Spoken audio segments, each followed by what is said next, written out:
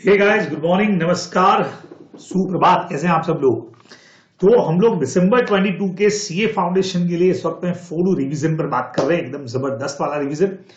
Partnership act पर हमारी बात हो चुकी है और आज हम लोग ऐसा ही एक बहुत जोरदार एक्ट करने वाले हैं जो है कंपनीज एक्ट 2013।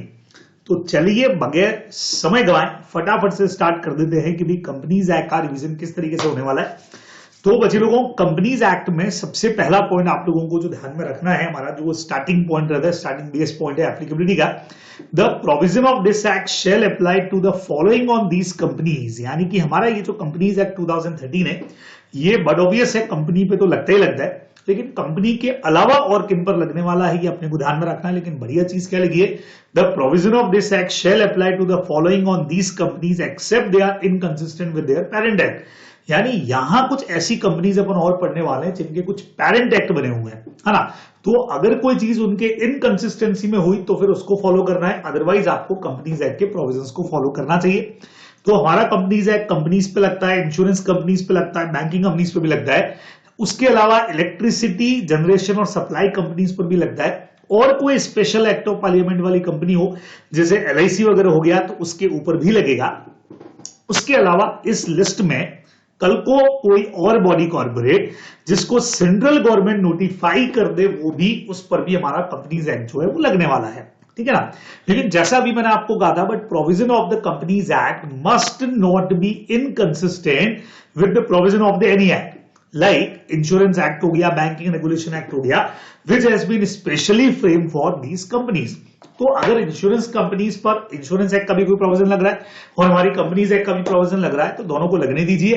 लेकिन कहीं अगर आपस में इनकंसिस्टेंसी हो गई, दोनों सेक्शन आपस के अंदर, दोनों एक्ट भिड़ गए, तो जो स्पेशल एक्ट उनके लिए बना हुआ है, चाहे वो इंश्योरेंस हो चाहे बैंकिंग हो, जो भी हो, वो फॉलो होगा। ये आपको ध्यान में यहां पे रखना चाहिए। तो सिंपल सा हमारा एक पॉइंट है एप्लीकेबिलिटी का। चलिए कंपनी का डेफिनेशन पे बात करें तो कंपनी मीन्स कंपनी जिसका इनकॉर्पोरेशन हुआ है दिस एक्ट में या फिर प्रीवियस कंपनी लॉ के अंदर। बहुत सिंपल डेफिनेशन है, आप लोग जानते हैं। कंपनी की क्वालिटीज पर अगर बात की जाए तो सबको पता है कि कंपनी एक वॉलंटरी एसोसिएशन है, ग्रुप ऑफ पीपल है, एक्सेप्ट 1% कंपनी। कंपनी का अपने मेंबर से अलग सेपरेट लीगल एंटिटी होता है। मोस्ट इंपॉर्टेंट पॉइंट में से एक है सोलोमन वर्सेस सोलोमन वाला केस, इसमें हमको देख करके जाना चाहिए। कंपनी के मेंबर्स का liability whether limited by shares होगा या फिर लिमिटेड बाय गारंटी होने वाला है। परपेचुअल सक्सेशन बोलता है कि कंपनी के मेंबर्स के आने और जाने का कंपनी की लाइफ में कोई असर नहीं होगा। कंपनी का क्रिएशन अगर लॉ ने किया है तो कंपनी को डीएनबी लॉ ही करने वाला है। Now what about common seal? Now time, वैसे तो कॉमन सील बोले तो सिग्नेचर ऑफ द कंपनी हो गया, लेकिन नाउ टाइम अपने को कंपनी का सील लगाने का बोले तो कंपनी का सील जरूरी नहीं है। दो डायरेक्टर के साइन अगर है, सीएस का साइन है, तो वो इक्वल टू हो जाएगा हमारे लिए common seal. Transferability of share, company का मेंबर, खास करके पब्लिक कंपनी का, बहुत इजीली अपने शेयर को किसी को भी ट्रांसफर कर सकता है। Own and hold property separate legal entity का ही पार्ट है, जहां पे आप लोगों ने मेकोरा वर्सेस नॉर्दर्न इंश्योरेंस का केस पड़ा हुआ है, जहां पे कंपनी की एसेट का इंश्योरेंस कंपनी के नाम पे ही होगा, शेयर होल्डर के नाम पे नहीं होगा।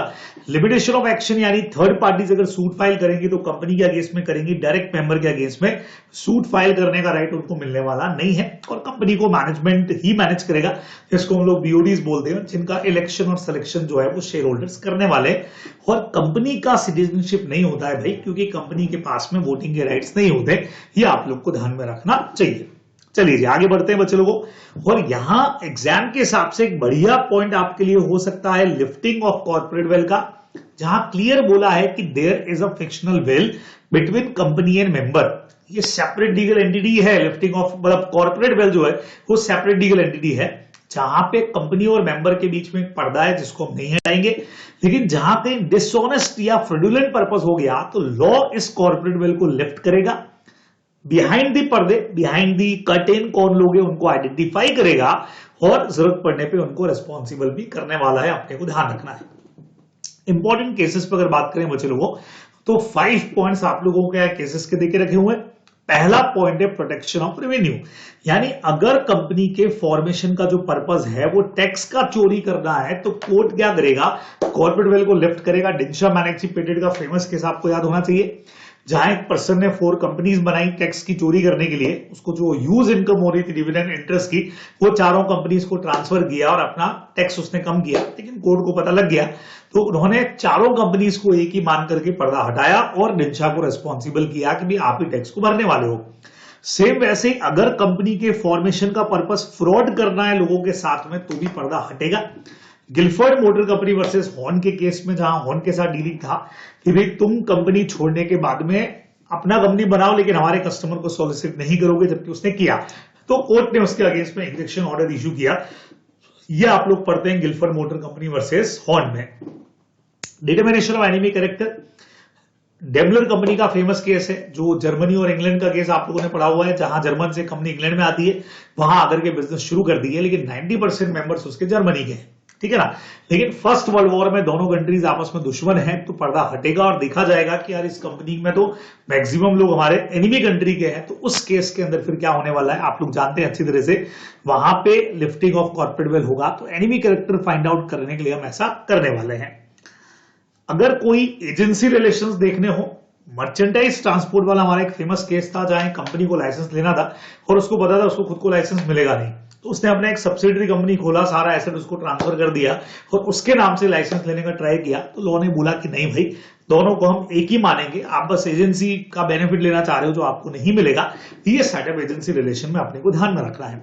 सेम वैसा ही बच्चे लोगों वेलफेयर लाइबिलिटीज के अंदर हमारा वर्कमैन वाला केस था। एक कंपनी के अंदर बोनस का पेमेंट हो रहा था और पेमेंट कम करने के लिए इन्होंने क्या किया, associated tyre and rubber industries Bhavnagar ने एक सब्सिडरी कंपनी खोल के वहां अपने प्रॉफिट ट्रांसफर किए, ताकि इधर प्रॉफिट मेन कंपनी में कम हो जाए और बोनस कम देना पड़े। कोर्ट ने बोला दोनों कंपनीज एक ही मानी जाएंगी, हम पर्दा हटा देंगे उनके बीच का। तो ये पॉइंट हमारा अवॉइडेंस ऑफ वेलफेयर लाइबिलिटीज के अंदर कवर था बराबर से। तो सिंपल सी बात है। हाँ, मुझे लगता है कि आपको लिफ्टिंग ऑफ कॉर्पोरेट वेल्थ वाला जो पोर्शन है उसको अच्छे से पढ़ करके समझ करके जाना चाहिए। चलिए जी नेक्स्ट पे चलते हैं बच्चे लोगों, एकदम फास्ट धड़ाधड़ स्पीड के अंदर मैं लेके चल रहा हूं। फिर से जैसा आपको मैंने कल भी कहा था, ये रिवीजन उन्हीं के लिए बहुत ज्यादा यूजफुल होने वाले हैं जिन्होंने एक बार कोर्स कर रखा है और एग्जाम से पहले आप चाहते हैं कि एक बार धड़ाधड़ नोट सामने रहे और आप फटाफट से सारे पॉइंट को एकदम रिवाइज कर लो, तो आपके लिए बहुत यूजफुल रहने वाला है। चलिए प्रमोटर का डेफिनेशन पढ़ दे। प्रमोटर कौन है? वो बंदा जिसका नाम कंपनी प्रोस्पेक्टस के अंदर या अपने एनुअल रिटर्न के अंदर लिखती है। 2 डॉक्यूमेंट्स यहां पे है, prospectus section number 26, annual return section 92, जो अभी आपके कोर्स में है नहीं। तो प्रमोटर वो जिसका नाम कंपनी लिखती है प्रोस्पेक्टस या एनुअल रिटर्न, उधर एक कॉलम रहता है प्रमोटर के नाम का, तो उसमें जिसका नाम लिखा है। अब ये बंदा होगा कौन? ऐसा बंदा जो कंपनी के अफेयर्स पर कंट्रोल करता है, वेदर डायरेक्टली या indirectly, whether as a share holder, director या अदरवाइज। उसके पास में कंपनी के अच्छे शेयर्स हो सकते हैं, कंपनी का डायरेक्टर है और इसीलिए वो कंपनी के अफेयर्स को कंट्रोल कर रहा है, तो हमारा प्रमोटर हो सकता है। या ऐसा बंदा जो हो सकता है इस वक्त डायरेक्टर नहीं हो, मे बी, लेकिन उसकी एडवाइस के डायरेक्शन के according board of director habitual है काम करने के लिए। रतन टाटा जी का एग्जाम्पल मैंने आपको दिया था, तो ऐसा पर्सन इस कैटेगरी के अंदर आ सकता है। लेकिन अगर किसी पर्सन की सलाह बीओडी क्यों मानता है? ओनली उस बंदे की प्रोफेशनल कैपेसिटी की वजह से कि यार वो बंदा सीए है, मेरे जैसा कोई एडवोकेट बंदा है, सॉलिसिटर है, बैंकर है और उसकी एडवाइस बोर्ड मानता है किसी पर्टिकुलर काम के लिए, तो उसको हम प्रमोटर नहीं बोलेंगे, क्योंकि वो अपनी प्रोफेशनल ड्यूटी में काम कर रहा है, बदले में फीस ले रहा है। ये अपने को ध्यान में रखना चाहिए।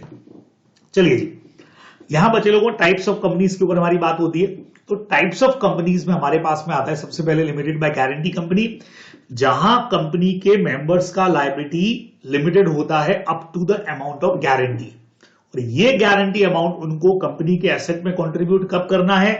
Eight the time of winding up of company, उससे पहले कंपनी इनसे पैसा नहीं मंगवाएगी। लिमिटेड बाय शेयर्स वाली कंपनियां कौन सी होती है भाई? लिमिटेड बाय शेयर्स वाली कंपनियां वो हैं जिनमें मेंबर्स का liability up to the unpaid amount on the shares होता है, और ये अमाउंट कंपनी कभी भी कॉल कर सकती है, whether in the lifetime और winding up of the company. यही मेन इनके बीच का डिफरेंस भी है जो अपने को ध्यान में रखना चाहिए। ठीक है, नाउ गवर्नमेंट कंपनीज कौन सी होती है? सेक्शन आ रहे सीक्वेंस वाइज चल रहे हैं। गवर्नमेंट कंपनी बच्चों सेक्शन पे यहां पे मैं क्लियर कर दूं कि अगर आपको सेक्शन याद हो, अच्छे से पता हो तभी लिखना। अगर आपने सेक्शन लिखा और रॉन्ग सेक्शन हो गया तो ज्यादा दिक्कत हो जाएगी, तो रॉन्ग सेक्शन लिखने से बेटर है आपको सेक्शन फिर लिखना ही नहीं है।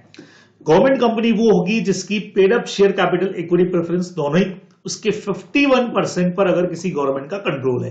अब गवर्नमेंट अकेली सेंट्रल गवर्नमेंट हो सकती है, अकेली स्टेट गवर्नमेंट हो सकती है, स्टेट और सेंट्रल मिलके हो सकते हैं, स्टेट और स्टेट हो सकती है, यानी कोई भी कॉम्बिनेशन इसका हो। 51% अगर गवर्नमेंट के पास में है तो हम उस कंपनी को गवर्नमेंट कंपनी बोलने वाले हैं। बढ़िया पॉइंट ये कि subsidiary of a government company भी गवर्नमेंट कंपनी मानी जाएगी। अब एक चीज समझिएगा, अगर कंपनी ने डिफरेंशियल वोटिंग राइट इशू कर रखे हैं, जिसमें आप जानते हो कि वोटिंग राइट में डिफरेंस हो जाता है, तो अगर कंपनी ने डीवीआर इशू करके रखे हुए हैं तो फिर यहां पेड अप शेयर कैपिटल की जगह पे आपको टोटल वोटिंग पावर पढ़ना पड़ेगा और उसी के हिसाब से काम करना है। वैसे इतना तक आपको लेके जाएंगे नहीं डीवीआर के पॉइंट तक। मुझे लगता है कि नॉर्मल कैपिटल के ऊपर ही क्वेश्चन आपके इसमें बनने वाला है, तो उसमें ज्यादा टेंशन अपनी नहीं है। चलिए, ओपीसी बहुत बढ़िया पोर्शन है, लेकिन जो कि पिछली बार एग्जाम में क्वेश्चन आ चुका है तो थोड़े चांसेस कम हो जाते हैं। लेकिन सीए में भैया कुछ भी छोड़ करके नहीं जाना है, आप लोग जानते हो। तो देखते हैं भाई ओपीसी का क्या सीन है। 1% company is a kind of private company. इस कंपनी में मिनिमम एक डायरेक्टर होता है, ये भी आप जानते हो। ये as a private company registered हो सकती है विद 1 मेंबर एंड 1 डायरेक्टर। अब ये शेयर्स वगैरह हो सकती है। मेन पॉइंट यहां आता है कि कोई भी नेचुरल पर्सन आपकी और मेरी तरह होना चाहिए, साथ में इंडियन सिटीजन होना चाहिए और रेजिडेंट इन इंडिया हो, तभी वो यहां पे ओपीसी का फॉर्मेशन कर सकता है। अब क्लास में भी आपको मैंने कितनी बारी कहा कि और अदरवाइज वाला जो कंसेप्ट है, जिसकी वजह से ये समझ में आता है कि भले ही रेजिडेंट इन इंडिया हो चाहे एनआरआई हो, कोई भी ओपन कर सकता है, क्योंकि और अदरवाइज लिख दिया। लेकिन अभी भी ये मान के चल रहे हैं अपने क्वेश्चंस के अंदर कि नहीं भाई, ओपीसी का फॉर्मेशन वही करेगा जो रेजिडेंट इन इंडिया हो, सिटीजन भी हो, नेचुरल पर्सन भी हो। और रेजिडेंट ऑफ इंडिया का मतलब ऐसा पर्सन जिस ईयर कंपनी फॉर्मेशन हो रही है उसके प्रीवियस फाइनेंशियल ईयर में, प्रीसीडिंग 1 फाइनेंशियल ईयर में एटलीस्ट 120 डेज उसने इंडिया में स्टे किया।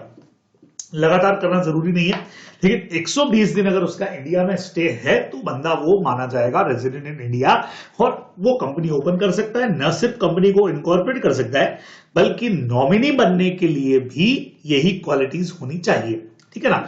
तो आप क्या कर सकते हैं, इसके अंदर जो हमारा जून 22 का पेपर है उसमें सेम क्वेश्चन इसके ऊपर आ रखा है, और आई थिंक इस बार का जो एमटीपी 2 था उसमें भी इसके ऊपर क्वेश्चन था। तो सबके सॉल्यूशंस जो है वो ऑलरेडी मेरे चैनल के ऊपर है, लिंक आपको वीडियो के डिस्क्रिप्शन के अंदर मिल जाएगा, आप चाहे तो वहां जाके भी इनको देख सकते हैं।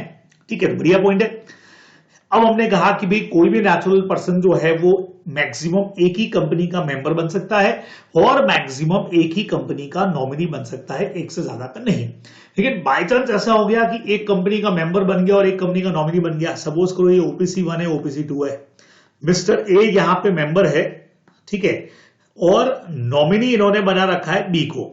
सेम उसी तरह से एक और कंपनी है जिसमें एक कोई पर्सन सी मेंबर है और ए यहां पे नॉमिनी है, तो ए दो जगह पे आ सकता है, एक में मेंबर एक में नॉमिनी। अब दिक्कत हो गई कि अगर सी की डेथ होती है तो एक कंपनी टेक ओवर करेगा, तो एक साथ दो कंपनी के मालिक तो आप बन ही नहीं सकते ओपीसी में। तो इस सिचुएशन में लॉ 180 डेज का टाइम देता है कि दो में से एक मेंबरशिप उसको चूज करना पड़ेगा, एक को छोड़ना पड़ेगा, दोनों कंपनी का मर्ज करे, कुछ करे, जो करना हो करे, लेकिन 180 डेज में आपको सेटल करना पड़ेगा कि आप एक कंपनी के मेंबर ही वहां दिखाई देने चाहिए लॉ को। यह अपने को ध्यान में रखना है। माइनर यहां पे ना तो मेंबर बनेगा ना नॉमिनी बनेगा, भाई नजदीक नहीं आने वाला है। ये कंपनियां जो हैं वो सेक्शन 8 में न तो इनकॉर्पोरेट होंगी, नहीं जाकर के कन्वर्ट होगी, और न ही ये कंपनियां एनबीएफसी यानी नॉन बैंकिंग फाइनेंस कंपनीज का काम कर सकती है, या दूसरी कंपनी के अंदर इन्वेस्टमेंट करने का काम भी ओपीसी जो है वो नहीं करेगी। ये आप लोग को ओपीसी में ध्यान में रखना चाहिए। चलिए जी, इस बार आने के चांसेस बहुत ज्यादा प्राइवेट कंपनीज के हो सकते हैं। सेक्शन नंबर 2 क्लॉज 68 बहुत ज्यादा चांसेस हैं कि भी इस पर एक बढ़िया क्वेश्चन बन जाए, खास करके जो लिमिट्स वाला हमारा पार्ट है। तो प्राइवेट कंपनी वो है सेक्शन 2 क्लॉज 68 में जिसका minimum paid up capital at present तो डिस्क्राइब नहीं है, जब होगा तब देखा जाएगा। बराबर, ये कंपनी अपने आर्टिकल्स के थ्रू अपने शेयर के ट्रांसफर पे रेस्ट्रिक्शन लगा देती है। इसके मैक्सिमम मेंबर्स होंगे 200, लेकिन जिस एक्सेप्ट 1% कंपनी, लेकिन इन 200 की लिस्ट के अंदर बचे लोगों एम्प्लॉयमेंट में जो पर्सन है हमारा एम्प्लॉय जो हुई शेयर होल्डर ऑल्सो, उसको इंक्लूड नहीं करना है। साथ में ऐसा बंदा जो मैंने आपको शॉर्ट में बताया था एक्स एम्प्लॉय, अपने नोट्स में क्वेश्चन है और सब जगह पे इस पे आपको क्वेश्चन मिल जाएगा। इवन आरटीपी एमटीपी में भी आपको इस पे क्वेश्चन मिलेगा कि एम्प्लॉइज जो हमारे शेयर होल्डर है, या जब वो शेयर होल्डर थे तब हमने उनको शेयर्स दिए, बाद में उन्होंने जॉब छोड़ दिया या रिटायर हो गए और अभी भी शेयर होल्डर हैं स्टिल, उनको भी इंक्लूड नहीं करना है। तो 200 की लिस्ट में इनको इंक्लूड नहीं करना है, इसी पे क्वेश्चन आने के भरपूर चांसेस बनेंगे। और ज्वाइंट शेयर होल्डर्स अगर हैं तो इनको एक ही ट्रीट करके चलना है, आप लोग ध्यान में रखेंगे, इनको वन ट्रीट करना है। यानी अगर अपने को दे रखा है यार 2 जनों ने मिस्टर एंड मिसेस ए ने शेयर ले रखे हैं, तो 2 मेंबर काउंट करना है कि एक ही, तो उनको एक ही काउंट किया जाएगा, आप लोग ध्यान रखेंगे, ठीक है। और ये कंपनी अपने सिक्योरिटीज को पब्लिक को सब्सक्राइब करने में रेस्ट्रिक्शन या प्रोहिबिशन लगाती है भाई, यानी कोई भी पब्लिक इन्विटेशन देकर के सिक्योरिटी शेयर डिबेंचर वगैरह प्राइवेट कंपनी इशू नहीं करेगी। ये आपको प्राइवेट कंपनी का डेफिनेशन में ध्यान में रखना है। तो मुझे लगता है कि अगर क्वेश्चन बनता है तो ये वाला जो मेन पोर्शन है एम्प्लॉय एक्स एम्प्लॉयज वाला, जिसपे क्वेश्चन भी आप लोग कर चुके हैं, आपको मिल भी जाएगा, वो एग्जाम के हिसाब से इंपॉर्टेंट हो सकता है। चलिए, पब्लिक कंपनी बहुत सिंपल है, which is not a private company, और जिसका कैपिटल जो है वो भी जो प्रिस्क्राइब होगा। पब्लिक कंपनी का सब्सिडरी कंपनी भी पब्लिक कंपनी माना जाएगा, ध्यान रखिएगा, लेकिन वाइस वर्सा नहीं है कि प्राइवेट का सब्सिडरी प्राइवेट माना जाए। अगर कोई पब्लिक कंपनी है ए लिमिटेड और उसकी कोई सब्सिडरी है बी प्राइवेट लिमिटेड, तो इसको भी पब्लिक कंपनी ही माना जाएगा। हालांकि नाम इसका यही रहेगा, आर्टिकल्स के रेस्ट्रिक्शन वही रहेंगे, लेकिन इसको बेनिफिट्स जो मिलने चाहिए प्राइवेट कंपनी वाले वो नहीं मिलेंगे, क्योंकि ये पब्लिक की सब्सिडरी है, तो deem to be public company मानी जाएगी। अपने को ध्यान में रखना चाहिए, डीम टू बी है पब्लिक कंपनी। चलिए, स्मॉल कंपनी की तरफ बढ़ते बच्चे लोगों, लिमिट्स ध्यान रखिएगा। बहुत बार मैं बोल चुका हूं, बहुत सारे लोग इसमें गलती कर देते हैं, सर स्टडी मैट में तो 50 लाख दे रखा है, इधर सर 2 करोड़ दे रखा है, नीचे स्टडी मैट ने फिर कुछ दे रखा है। बच्चे लोगों, स्टडी मैट ने आपको पुराना प्लस साथ में अमेंडेड करके दे दिया है। तो जब अमेंडमेंट दे दिया और हम लोग अपने और हर फैकल्टी अपने नोट्स में से आपको पढ़ा चुकी है, तो अभी इस लेवल पे कंफ्यूजन होना ही नहीं चाहिए। स्मॉल कंपनी वो है जिसका पेड अप कैपिटल 2 करोड़ से एक्सीड नहीं होना चाहिए और जिसका turnover as per previous profit and loss account जो है 20 करोड़ से एक्सीड नहीं होना चाहिए। ये एट प्रेजेंट लिमिट चल रही है, जो आप लोग ध्यान रखेंगे, ठीक है। डेफिनेशन जब भी आप करें तो provided that nothing in this definition shall apply to holding company और सब्सिडरी कंपनी, मतलब एक स्मॉल कंपनी कभी भी होल्डिंग या कभी किसी की सब्सिडी नहीं बनेगी। Small company section 8 not for profit वाली, उसमें रजिस्टर्ड नहीं होगी और कोई स्पेशल एक्ट ऑफ पार्लियामेंट में भी स्मॉल कंपनी नहीं बनने वाली है। ये आप लोग मेनली ध्यान में रखने वाले हैं, मेनली फोकस करने वाले हैं। छोटा सा अपना पॉइंट है जो ध्यान रखेंगे। चलिए जी, होल्डिंग कंपनी के ऊपर बढ़ते हैं बच्चे लोगों, और इस पर देखिएगा ये कैपिटल और ये एग्जाम के हिसाब से भी बहुत बढ़िया पॉइंट है। दोनों कंडीशन एक साथ पूरी होनी चाहिए। अगर मैं आपको कह दूं कि भैया कोई भी कंपनी ऐसा है जिसका पेड अप कैपिटल जो है वो तो 50 लाख का ही है, ठीक है, लेकिन जिसका टर्नओवर 30 करोड़ का है, तो इसका मतलब ये कंपनी स्मॉल कंपनी नहीं होगी, क्योंकि दो में से एक कंडीशन पूरी नहीं हो रही है। या मैं आपको कह दूं कि उसका टर्नओवर तो 10 करोड़ का ही है, लेकिन उसका जो कैपिटल है वो 5 करोड़ के आसपास का है, तो भी ये कंपनी स्मॉल कंपनी नहीं होगी, क्योंकि एक कंडीशन ये वाली पूरी नहीं कर रही है। आप लोग ध्यान रखेंगे। चलिए, होल्डिंग कंपनी बच्चे लोगों सिंपल है। होल्डिंग कंपनी वो है जिसकी कुछ सब्सिडरियां होती हैं और सब्सिडरी कंपनी पढ़नी पड़ेगी। इसका मतलब सब्सिडरी कंपनी का मतलब जिस पर होल्डिंग कंपनी का क्या हो, कंट्रोल हो ऑन द कंपोजिशन ऑफ बीओडीज। हमने कहा सर ये कंपोजिशन ऑन द बीओडीज का मतलब क्या होता है, तो बच्चे लोगों को बहुत क्लियर दे रखा है, जहां पे the composition of a companies board of director shall deemed to be controlled by another company if that other company have power to appoint or remove all or majority of the director।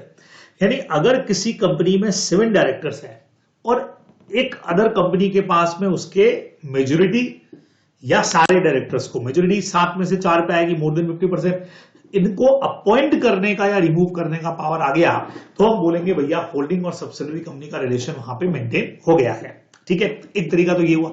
Second number आप लोग जानते हैं, more than half मतलब 50% से ज्यादा अगर एक company दूसरी कंपनी के टोटल वोटिंग राइट पर कंट्रोल कर देती है, चाहे वो कंट्रोल खुद करे, सेकंड नंबर अपनी सब्सिडरी के साथ मिलकर के करे, या आप अच्छी तरह से जानते हो अकेली सब्सिडरी भी अगर कर ले, subsidiary of a subsidiary deem to be subsidiary of holding company, अपने को ध्यान में रखना चाहिए। बहुत बढ़िया पोर्शन है क्वेश्चन बनाने का। अच्छा, इन दिनों में आईसी भी आपको क्या कर रहा है, दुखी नहीं कर रहा है फाउंडेशन लेवल पे, वो आपको टोटल वोटिंग पावर में आज भी शेयर कैपिटल ही देके रखता है। यार एक कंपनी है जिसका शेयर कैपिटल जो है वो 3 लाख का है, 3 लाख का उसका इशूड शेयर कैपिटल है, तो हम मानते हैं उतना ही उसका टोटल वोटिंग राइट भी है, ठीक है। अब एक कंपनी ने उसके 1,60,000 शेयर्स पे कंट्रोल कर लिया, तो हाँ भाई बन गई ना होल्डिंग कंपनी। 3 का 50% होता है 1.5 लाख, और 160 पे कर लिया तो होल्डिंग सब्सिडी का रिलेशन बनेगा। अच्छा, ये 160 उसने अकेले ने नहीं किया, अपनी सब्सिडरी के साथ मिलकर के किया तो भी बनेगा। अकेली सब्सिडरी ने कर लिया तो भी बनेगा भाई। तो होल्डिंग सब्सिडी का रिलेशन चाहे एक कंपनी खुद पूरा कंट्रोल कर ले, चाहे अपनी सब्सिडरी के साथ मिलकर कर ले, या ओनली सब्सिडरी कर ले, तो भी रिलेशन बनेगा होल्डिंग सब्सिडरी का। ये अपने को ध्यान में रखना चाहिए। और एट प्रेजेंट 2 लेयर्स तक अलाउड है, कॉमन सा अपना एक पॉइंट है, 2 ही सब्सिडी लेयर्स पे हो सकती है। तो ये भी खास कुछ आपसे पूछा नहीं जाता है, बट ये चीज मेन कैलकुलेटिव पार्ट जो है वो अपने को करके जाना चाहिए। चलिए जी, एसोसिएट कंपनी की तरफ बढ़ते हैं। भाई एसोसिएट कंपनी क्या होती है? बहुत सिंपल है। जब एक कंपनी दूसरी कंपनी पर सिग्निफिकेंट इन्फ्लुएंस रखती है, इसका मतलब एटलीस्ट 20% के वोटिंग पावर पर कंट्रोल है। लेकिन 20 से 50 हो सकता है, क्योंकि ये कंपनी सब्सिडरी होल्डिंग में नहीं जानी चाहिए। अगर 50 से ऊपर कंट्रोल आपने कर लिया तब तो होल्डिंग सब्सिडरी बन जाओगे। तो एटलीस्ट 20% है, मैक्स 50% तक का कंट्रोल होना चाहिए, ठीक है। और इसमें ज्वाइंट वेंचर कंपनी भी इंक्लूड होगी। ज्वाइंट वेंचर कंपनी जहां किसी कंपनी की ज्वाइंट एसेट के ऊपर 2 कंपनीज या 2 से ज्यादा का कोई ज्वाइंट अरेंजमेंट या कंट्रोल है। मैंने आपको याद हो तो विस्तारा एयरलाइंस का एग्जांपल दिया था कि पहले जैसे टाटा और सिंगापुर एयरलाइंस का उसके ऊपर उनका ज्वाइंट वेंचर है विस्तारा एयरलाइंस। तो ये अपने को ध्यान में रखना है, पुराना एग्जांपल है। तो ज्वाइंट वेंचर कंपनीज भी एसोसिएट कंपनीज ही कहलाती है, उसी का पार्ट है, अपन लोग ध्यान में रखेंगे, ठीक है। अनलिमिटेड कंपनी जिसमें मेंबर्स का लायबिलिटी लिमिटेड नहीं होता है, अनलिमिटेड होता है। लेकिन कंपनी जब तक चलेगी तब तक लिमिटेड, वाइंडिंग अप के टाइम पर अनलिमिटेड। छोटा सा पॉइंट ध्यान रखोगे। देन उसके बाद में बचे लोगों आखिरी कंपनी का टाइप हमारे पास आता है। आखिरी नहीं है भी, कुछ कुछ छोटी छोटी कंपनी हमारे पास और भी है, लेकिन एग्जाम के हिसाब से अगर बात करूं तो लास्ट कंपनी हमारे पास जो इंपॉर्टेंट है वो है एसोसिएशन नॉट फॉर प्रॉफिट, यानी कि हमारी सेक्शन 8 कंपनी फॉर इनकॉर्पोरेशन। अब ऐसी कंपनीज को अगर इनकॉर्पोरेट करना है तो बट ऑब्वियस हमको लाइसेंस की जरूरत पड़ेगी। ये लाइसेंस हमको देगा कौन? आरओसी देगा, लेकिन कुछ कंडीशंस पर। इस कंपनी का जो इंटेंशन है फॉर्मेशन का वो होना चाहिए promoting commerce, art, science, sport, education, research, religion, social welfare, charity, environment protection, यानी ऐसा ही कोई चैरिटेबल पर्पस, ठीक है ना। और ये कंपनी की खास बात, अपने मेंबर्स को डिविडेंड का डिस्ट्रीब्यूशन नहीं करेगी, और जो भी प्रॉफिट कमाएगी उसी कंपनी के ऑब्जेक्ट्स के प्रमोशन में वापस से लगा देगी। तभी ये कंपनी कहलाती है नॉट फॉर प्रॉफिट कंपनी, ठीक है। इसके फीचर्स क्या है? ये अपने मेमोरेंडम आर्टिकल को बगैर आरओसी की परमिशन की चेंज नहीं करेगी। इसको बेनिफिट्स ऑब्लिगेशंस वही रहेंगे इसके जो बाकी कंपनीज के होते हैं। लेकिन एक फायदा हमने दे दिया कि इस कंपनी को अपने नाम के साथ हमें लिमिटेड या प्राइवेट लिमिटेड लगाने की जरूरत नहीं है। मैंने आपको एग्जांपल दिया था भावनगर पोलो क्लब। अब ये सेक्शन 8 कंपनी है, लेकिन नाम के साथ में लिमिटेड, प्राइवेट लिमिटेड लगाने का जरूरत नहीं है, ठीक है। ये कंपनियां किसी भी टाइप की कंपनी में कन्वर्ट हो सकती है भाई। एसआर पास करके, SR more than 75% vote in favour होना चाहिए। लेकिन बढ़िया क्वेश्चन इस पे बनता है बच्चों, लाइसेंस रिवोक हो सकता है। कल को अगर ऐसा हुआ कि ऊपर वाली कंडीशन में से किसी को आपने तोड़ दिया, यानी आपने डिविडेंड का डिस्ट्रीब्यूशन मेंबर्स को कर दिया जो नहीं करना चाहिए था, तो यहां पे revocation is done by central government and regional. अब कई लोग का मैसेज था, सर रिवोकेशन सेंट्रल गवर्नमेंट करेगा, रीजनल डायरेक्टर करेगा। भैया तुम एग्जाम में ऐसे लिख देना, ऑब्लिक करके दोनों ही लिख देना, क्योंकि पावर सेंट्रल गवर्नमेंट के हैं जो उन्होंने आगे आरडी को डेलीगेट कर दिए, है ना। तो आप दोनों मान के चलेंगे कि यार सेंट्रल गवर्नमेंट ऑब्लिक आरडी करके लिख देना ताकि टेंशन खत्म हो जाए। After giving notice of his intention, बकायदा उनको नोटिस देंगे, हियरिंग का चांस देंगे, उसके बाद में जरूरत पड़ने पे लाइसेंस रिवोक हो सकता है। लेकिन रिवोकेशन से पहले अपने को क्या करना है? हियरिंग का चांस तो दे दिया। अगर रिवोकेशन होता है तो अभी कंपनी को नाम के साथ लिमिटेड, या प्राइवेट कंपनी है तो प्राइवेट लिमिटेड लगाना पड़ेगा। सेंट्रल गवर्नमेंट पब्लिक इंटरेस्ट में अगर चाहे तो और क्या क्या कर सकती है देखना। इस कंपनी को किसी अदर कंपनी के साथ में अमालगमेट करने का ऑर्डर दे सकती है, बराबर। वाउंड अप का ऑर्डर भी दिया जा सकता है कि यार इस कंपनी को बंद कर दिया जाए। तो खतरनाक चीज देखना, हो सकता है कि इस कंपनी को अमालगमेट कर दिया जाए किसी अदर कंपनी जो सेम सेक्शन 8 वाली कंपनी उसके साथ में, या कंपनी के वाउंड अप का ऑर्डर भी हो सकता है कि कंपनी को बंद ही कर दिया जाए, ध्यान रखना है। उसके अलावा पेनल्टी है बच्चे लोगों, कंपनी के अगेंस्ट 10 लाख से 1 करोड़ हो गई, डायरेक्टर के अगेंस्ट में 25,000 से 25 लाख, प्लस 447 जिसका डिटेल अभी आपके कोर्स में नहीं है, फ्रॉड का केस है, तो ये भी लगेगी, अपने को ध्यान में रखना चाहिए। सिंपल सी बात हो गई। लिस्टेड कंपनी की डेफिनेशन कोई खास आपके कोर्स में नहीं है। ऐसी कंपनी जिसकी सिक्योरिटीज जो है वो स्टॉक एक्सचेंज में लिस्टेड है, यानी वहां उनका ट्रेडिंग हो सकता है। और एक छोटी सी डेफिनेशन याद दे रखी है जो इतना कोई खास काम की नहीं। सिक्योरिटीज का वही मतलब लेना है जो स्कैरा एक्ट के अंदर दे रखा है। अनलिस्टेड कंपनी जो है वो होती है अदर देन लिस्टेड कंपनी, जिसके शेयर्स का डीलिंग स्टॉक एक्सचेंज में नहीं होता है, सिंपल। अब बच्चे लोगों, डोरमेंट कंपनी, निधि कंपनी पे ज्यादा मैं बात नहीं कर रहा हूं। क्योंकि एग्जाम के हिसाब से उतना इंपॉर्टेंट नहीं है, तो फिर भी आप चाहें तो एक बार इसको रीडिंग लगा लीजिएगा। वो एक खास इसमें मुझे इंपॉर्टेंट चीज नहीं लगती। गवर्नमेंट कंपनी हम किसी फ्यूचर पर्पस के लिए कंपनी ओपन कर लेते हैं कि फ्यूचर का कोई प्रोजेक्ट है या इंटेलेक्चुअल प्रॉपर्टी का अगर कुछ काम हमको करना है तो गवर्नमेंट कंपनी एक बार पढ़ के चले जाएगा। आज तक आया नहीं है, चांसेस नहीं है, लेकिन फिर भी आईसीए का भरोसा नहीं है। तो सेम वैसे ही हमारी निधि कंपनीज भी हैं जो मेंबर्स में जो सेविंग का हैबिट है उसको प्रमोट करने के लिए मेनली कंपनी बनती है। तो छोटा सा एक पार्ट आपको दे रखा है। पीएफआई पे जरूर बात करूंगा कि पीएफआई क्या होते हैं। Following financial institution shall be regarded as PFI, जिसमें एलआईसी है। नाम से पता लग रहा है ये वो फाइनेंस, बट ऑब्वियस है ये फाइनेंशियल इंस्टीट्यूशन है जिन पर गवर्नमेंट का कंट्रोल है, they are called PFI. Simple अगर आपसे बात करूं तो इन पर गवर्नमेंट का कंट्रोल है, तो इसलिए हम लोग इनको पीएफआई बोल रहे हैं। Whether LIC, unit trust of India हो सकता है, और भी कोई जिसको सेंट्रल गवर्नमेंट नोटिफाई करेगा। अब कंडीशन क्या है, या तो इनका एस्टैब्लिशमेंट किसी सेंट्रल या स्टेट एक्ट में होना चाहिए। सेंट्रल एक्ट वो है बच्चों जो पार्लियामेंट में पास होता है, और स्टेट एक्ट हमारा वो हो गया तो स्टेट की असेंबली में पास होता है। तो वहां पे इनका इनकॉर्पोरेशन हुआ है, मतलब वहां पे इनको बनाया गया है, इनके लिए स्पेशल एक्ट बना हुआ है, कंपनीज एक्ट नहीं, कोई स्पेशल एक्ट इनके लिए बनाया है। और अगर ये कंडीशन पूरी नहीं हो रही है तो ऐसा फाइनेंशियल इंस्टीट्यूशन जिसके 50% ऑफ पेड अप कैपिटल के ऊपर, जैसे गवर्नमेंट कंपनी में होता है सेम वही तरीका, पर ये फाइनेंशियल इंस्टीट्यूशन है इसलिए हमने इसका नाम दे दिया पब्लिक फाइनेंशियल इंस्टीट्यूशन। तो 51% कैपिटल के ऊपर कोई सेंट्रल या स्टेट का या कॉम्बिनेशन का अगर कंट्रोल है तो उस वक्त हम लोग बोल देंगे कि हाँ भाई ये पीएफआई कहलाएगा, अपने को ध्यान में रखना चाहिए।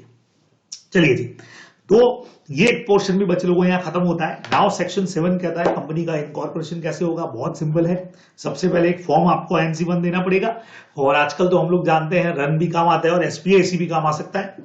तो नेम के लिए एक एप्लीकेशन लगाना है, सब कुछ ओके है तो 20 दिन के लिए नाम जो है वो रजिस्ट्रार आपके लिए रिजर्व कर देगा कि हाँ भाई 20 दिनों में आप कंपनी का इनकॉर्पोरेशन कर लो। और नेम चेंज हो रहा है तो 60 डेज का टाइमिंग मिलता है रिजर्वेशन का, ये अपने को पता है। अब इनकॉर्पोरेशन के टाइम पे कई सारे डॉक्यूमेंट लगेंगे भाई, मेमोरेंडम और आर्टिकल्स अपने को सबमिट करना पड़ेगा।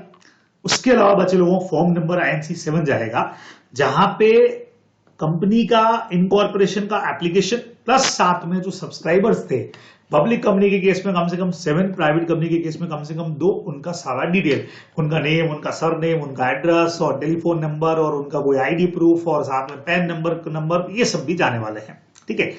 INC8 में बच्चे लोगों CS एडवोकेट या CW इनमें से कोई एक, ठीक है, प्लस कंपनी का जो डायरेक्टर, मैनेजर या सेक्रेटरी उनमें से कोई एक, इनमें से कोई भी एक, इनमें से कोई भी एक डिक्लेरेशन करेगा कि कंपनी के इनकॉर्पोरेशन से रिलेटेड जितनी भी रिक्वायरमेंट्स हैं, जो भी सेक्शन के रूल्स हैं, वो सारे के सारे हमने कंप्लाइड कर दिए भाई, सारे के सारे हमने पूरे कर दिए हैं, ढंग से हमने कंपनी का इनकॉर्पोरेशन का सारा काम किया है, वो डिक्लेरेशन करना पड़ेगा इनको INC नंबर 8 में। तो 7 नंबर हो गया, सेकेंड नंबर में हमारा 8 हो गया। 9 नंबर के अंदर बच्चे लोगों को डिक्लेरेशन आएगा अगेन सब्सक्राइबर टू मेमोरेंडम का, जिसमें वो ये डिक्लेयर करेंगे कि भाई हमने किसी और कंपनी के कभी भी फॉर्मेशन, मैनेजमेंट या प्रमोशन में कोई किसी तरह का बदमाशी नहीं किया, हमको कोई ऑफेंस नहीं किया, उसमें हमारा कन्विक्शन नहीं हुआ है, समझे। तो आज जैसे मैं अगर एक कंपनी इनकॉर्पोरेट करने जा रहा हूं तो मुझे INC9 में डिक्लेयर करना पड़ेगा कि सर पहले किसी और कंपनी के फॉर्मेशन, मैनेजमेंट, प्रमोशन के अंदर मुझे कोई जेल वेल नहीं हुआ है, मैंने कोई ऑफेंस नहीं किया है। ठीक है। सेम उसी तरह से ये भी बताना पड़ेगा कि लास्ट 5 ईयर के अंदर उस पर्सन ने कोई फ्रॉड नहीं किया, कोई गिल्टी ऑफ फ्रॉड नहीं हुआ, कोई मिसकंडक्ट नहीं किया है, कोई ड्यूटी ऑफ ब्रीच नहीं किया है, कंपनी लॉ से रिलेटेड कहीं पर भी हमने पिछले 5 सालों के अंदर कोई बदमाशी नहीं की, कोई fraud, misconduct, breach of duty कुछ भी नहीं किया कंपनी लॉ से रिलेटेड पिछले 5 सालों में, ये भी डिक्लेयर करना पड़ेगा। प्लस साथ में ये कि सर जो भी डॉक्यूमेंट हम साथ में अटैच कर रहे हैं उसमें जो इंफॉर्मेशन लिखी हुई है सब ट्रू है, करेक्ट है, to the best of our knowledge, ये डिक्लेरेशन INC9 में उनको करना पड़ेगा।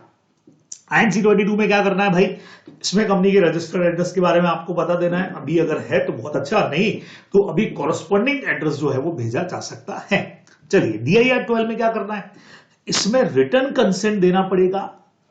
सबसे पहला बच्चों समझना डायरेक्टर्स के लिए है, जो फर्स्ट डायरेक्टर बनने वाले उनका सारा डिटेल इंक्लूडिंग डिन नंबर भी, डायरेक्टर आइडेंटिफिकेशन नंबर, प्लस उनका रिटन कंसेंट कि हाँ भाई हम डायरेक्टर बनने को तैयार हैं। आप सब जानते हो प्राइवेट कंपनी में कम से कम 2, पब्लिक में कम से कम 3 डायरेक्टर्स की जरूरत पड़ती है। प्लस साथ में अगर इन डायरेक्टर का अदर फर्म्स या कंपनीज में, जैसे मैं एक कंपनी इनकॉर्पोरेट कर रहा हूं लेकिन मैं ऑलरेडी 2 कंपनी का डायरेक्टर हूं, तो मुझे यहां डिस्क्लोज करना पड़ेगा। मैं किसी फर्म का ऑलरेडी पार्टनर हूं तो वो भी मुझे यहां मना नहीं है बनने से, लेकिन यहां डिस्क्लोज करना पड़ेगा। ये सब DIR 12 में जाने वाला है। अब भेज दिया भाई, अब हमारा ROC एकदम सेटिस्फाई हो गया। तो सेटिस्फाई अगर हो गया तो वो एंट्री कर देगा रजिस्टर में और इश्यू कर देगा सर्टिफिकेट ऑफ इनकॉर्पोरेशन, और उसी वक्त में कंपनी को एक नंबर भी अलॉट करेगा, जैसे आपका CRO नंबर होता है, इनका होता है कॉर्पोरेट आइडेंटिटी नंबर, CIN। खत्म। अब सवाल ये बच्चों, ऊपर इतनी सारी इंफॉर्मेशन जो दी, अगर किसी ने भी ये इंफॉर्मेशन झूठ दिया, who furnish it, punishment for furnishing false information, तो जिसने भी ये इंफॉर्मेशन फर्निश किया रहेगा वो पनिशेबल होने वाला है फ्रॉड अंडर 447 में। ठीक है। अगर at the time of incorporation it is proved that the company has been got incorporated for furnishing false information, या मटेरियल फैक्ट को उन्होंने छुपाया है।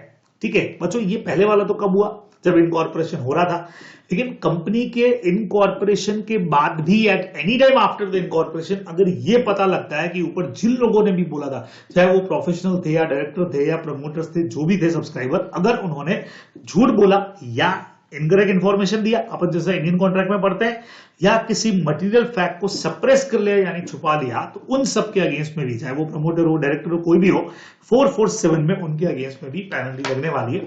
ठीक है। 447 कोर्स में है नहीं, लेकिन जैसा मैंने आपको कहा था कि मोटा मोटी आप याद कर सकते हो, ये भी इसमें जितना फ्रॉड का अमाउंट है उसके 3 गुना तक, और लगभग 7 ईयर से 3 to 7 ईयर का जेल भी इसके अंदर पॉसिबिलिटीज है। लेकिन वो CA इंटर में पूरा डिटेल है, 2 पार्ट में हमने डिवाइड करके रखा है इसको, ये थोड़ा सा ध्यान में रखेंगे। अब ये तो डायरेक्टर का आपने बिगाड़ लिया, लेकिन सवाल ये कि सर यहाँ पे ट्रिब्यूनल जो है, ट्रिब्यूनल आप लोग जानते हैं NCLT अपन ने बात की थी, ये NCLT कंपनी का क्या बिगाड़ेगा वो समझो।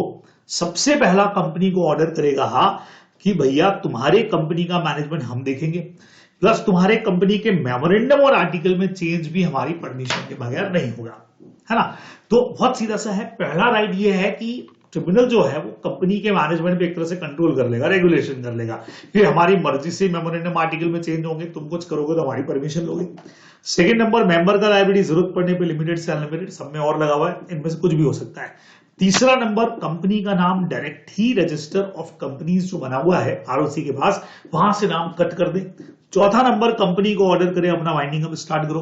तो आपको याद है क्लास में मैंने कहा था डायरेक्ट रिमूवल का मतलब एनकाउंटर कर दे, ठाक उड़ा दिया, और वाइंडिंग अप में हमने कंपनी को ऑर्डर खुद ही कर दिया कि भाई चलो तुम्हारा सुसाइड का प्लान चालू करो, तुम खुद ही आत्महत्या कर लो, हम नहीं मारेंगे, वो वाला कंसेप्ट हो गया। और भी अगर कोई ऑर्डर ठीक लगे तो दे सकता है, अपने को ध्यान रखना है। ठीक है।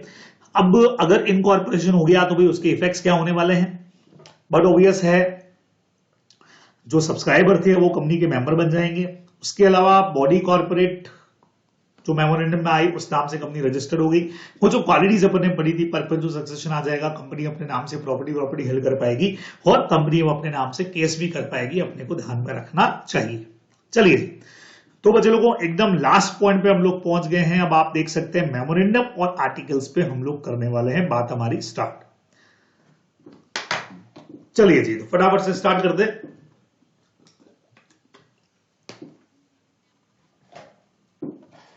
मेमोरेंडम मीन्स आप लोग सब जानते हैं, मेमोरेंडम का मतलब मेमोरेंडम ऑफ एसोसिएशन, जिसको ओरिजिनली इस एक्ट में आपने बनाया है, ठीक है, या प्रीवियस कंपनीज एक्ट के अंदर बनाया, टाइम टू टाइम पे जरूरत पड़ने पे ऑल्ट्रेशन भी किया। ऑल्ट्रेशन इस वक्त में आपके कोर्स में नहीं, CA इंटर में जब आप पहुंच जाएंगे तो वहां आप लोग सेक्शन 13 और 14 में मेमोरेंडम और आर्टिकल्स में इवन जो भी ऑल्ट्रेशन है पढ़ने वाले हो। मेमोरेंडम के कंटेंट्स में बच्चों सबसे पहला नेम क्लॉज, कंपनी का नाम आएगा। लिमिटेड कंपनी अगर पब्लिक है तो लिमिटेड, प्राइवेट कंपनी है तो प्राइवेट लिमिटेड, ओपीसी है तो नाम के साथ में 1% कंपनी लगाना पड़ेगा नाम के नीचे। सिचुएशन क्लॉज में कंपनी का रजिस्टर्ड ऑफिस आता है, सिंपल सी बात है। ऑब्जेक्ट क्लॉज में ऑब्जेक्ट्स आते हैं जिसके लिए कंपनी का इनकॉर्पोरेशन हुआ है। लायबिलिटी क्लॉज में वेदर कंपनी में मेंबर्स का लायबिलिटी लिमिटेड बाय शेयर से गारंटी, वो सब इसमें आएगा। Capital clause highest capital of the company होती है, बराबर, वो भी इसके अंदर आएगा। ऑथोराइज कैपिटल जिसको आप बोलते हो। सब्सक्रिप्शन क्लॉज के अंदर जो 7 और 2 लोग थे मिनिमम पब्लिक प्राइवेट में, वो अपने अपने साइन कर देंगे, उनके नाम के आगे उन्होंने कितने कितने शेयर लिए हैं, और एटलीस्ट एक जने को एक शेयर तो लेना ही है। और ओपीसी के केस में यही इसी जगह पे उस नॉमिनी का नाम भी आता है, नॉमिनी मतलब कौन, कि भाई इस मेंबर की डेथ हो गई तो इसकी जगह कौन मेंबर बनेगा, वो नॉमिनी का नाम भी यहीं पे डिक्लेयर होता है। खत्म हो गया अपना मेमोरेंडम। आर्टिकल्स क्या होता है भाई, सब लोग जानते हो आर्टिकल्स कंपनी डेफिनेशन तो वही है जो मेमोरेंडम की थी, ओरिजिनली फ्रेम्ड और alter time to time under this act to previous companies act. लेकिन ये कंपनी के इंटरनल रूल्स है, कंपनी व्हाट टू डू क्या करेगी वो सब मेमोरेंडम में लिखा हुआ है, लेकिन हाउ टू डू कैसे करेगी वो सब कंपनी के आर्टिकल्स के अंदर होता है। एक बहुत बढ़िया प्रोविजन बनता है बच्चे लोगों को, इंपॉर्टेंट एनरिचमेंट। मैंने आपको कहा था इसका मतलब होता है प्रोटेक्ट समथिंग, है ना, और ये माइनॉरिटी शेयर होल्डर के राइट्स को सेव करने के लिए बनाया जाता है। इसमें कंपनी क्या करती है कि भाई जैसे आर्टिकल्स में कोई ऑल्टरेशन करना है, नॉर्मली सेक्शन 14 में आप पढ़ोगे कि कंपनीज एक्ट की रिक्वायरमेंट है कि आप एक एसआर पास करो, स्पेशल रिजोल्यूशन, और आर्टिकल्स में ऑल्टर कर सकते हो।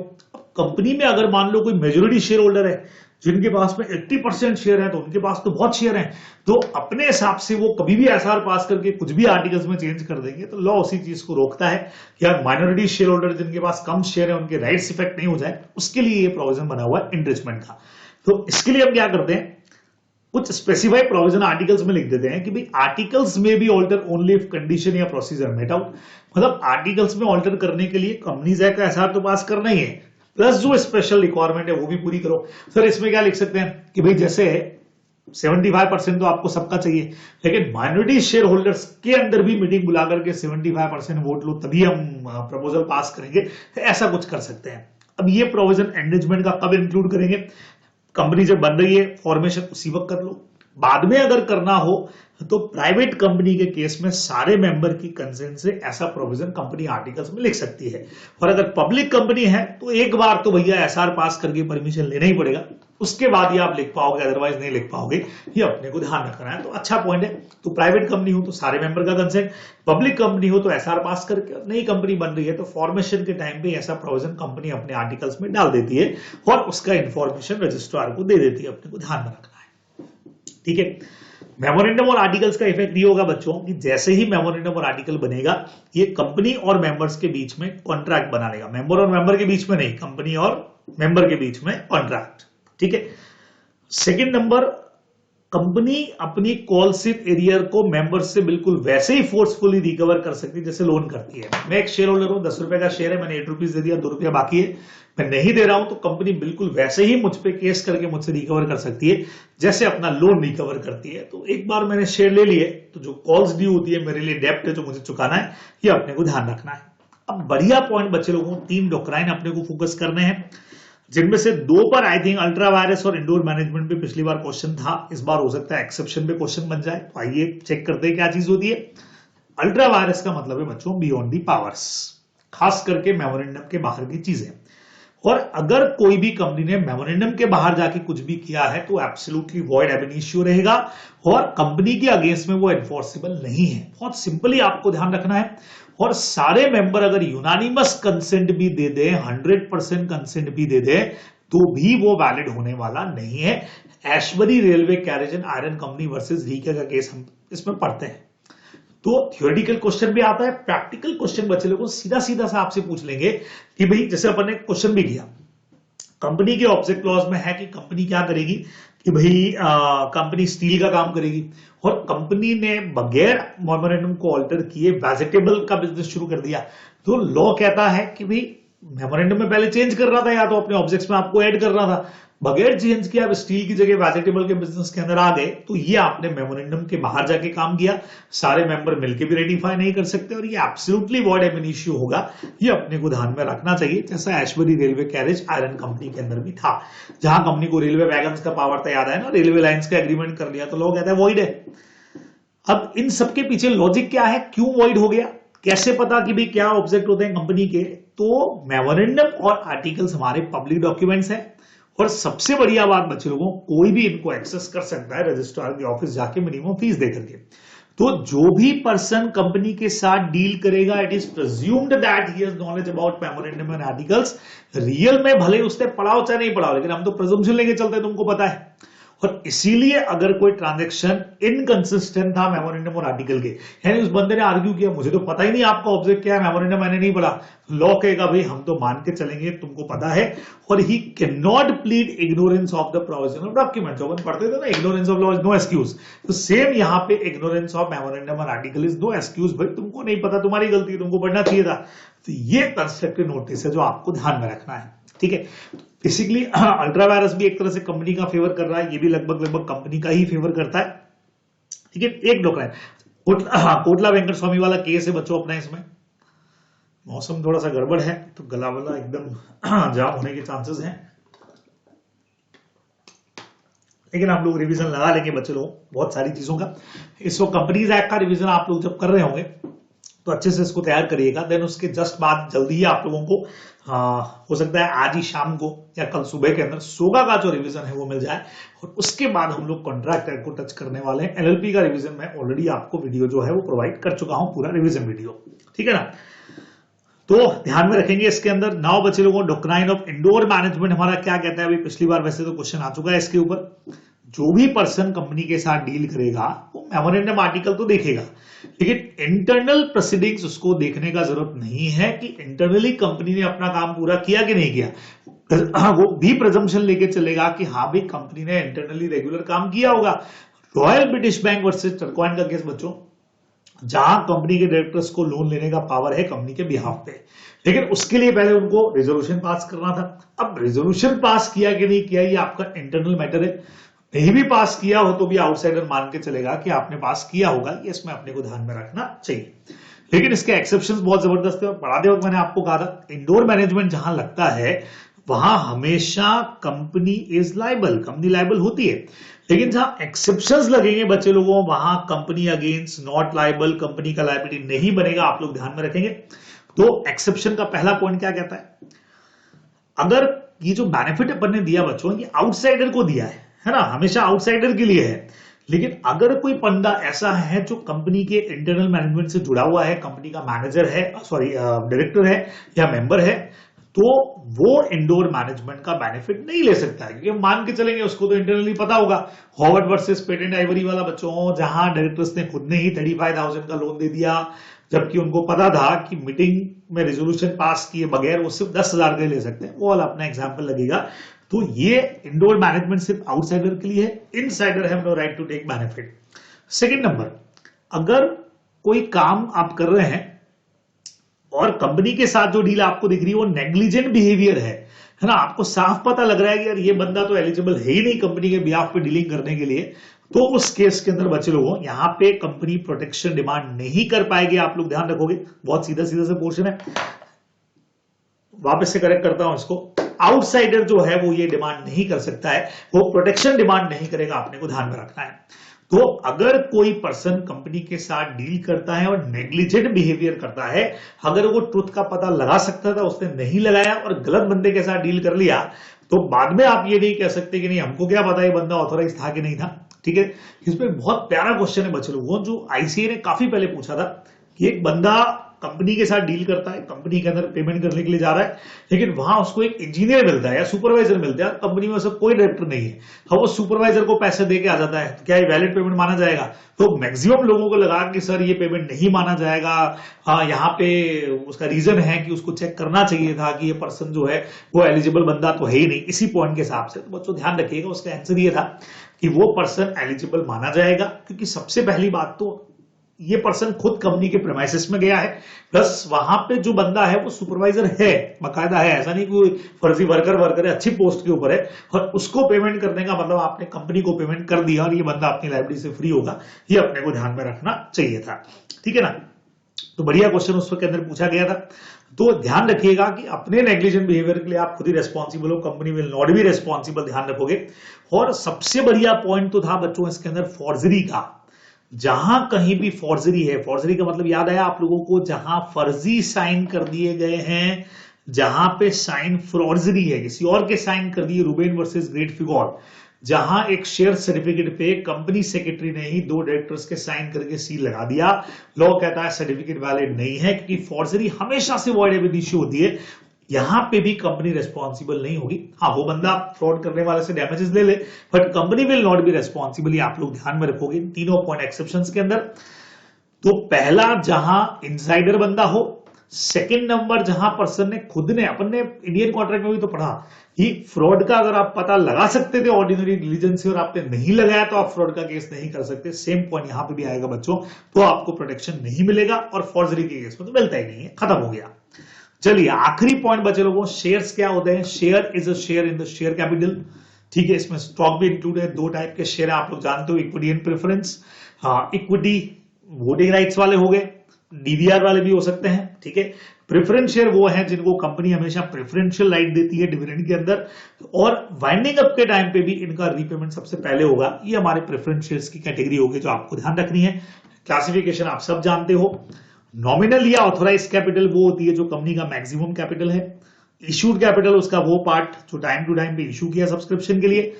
जितना इश्यूड का पार्ट जो सब्सक्राइब कर लिया कंपनी के लोगों ने, पब्लिक ने, जो भी कुछ है वो सब्सक्राइब कैपिटल हो गया।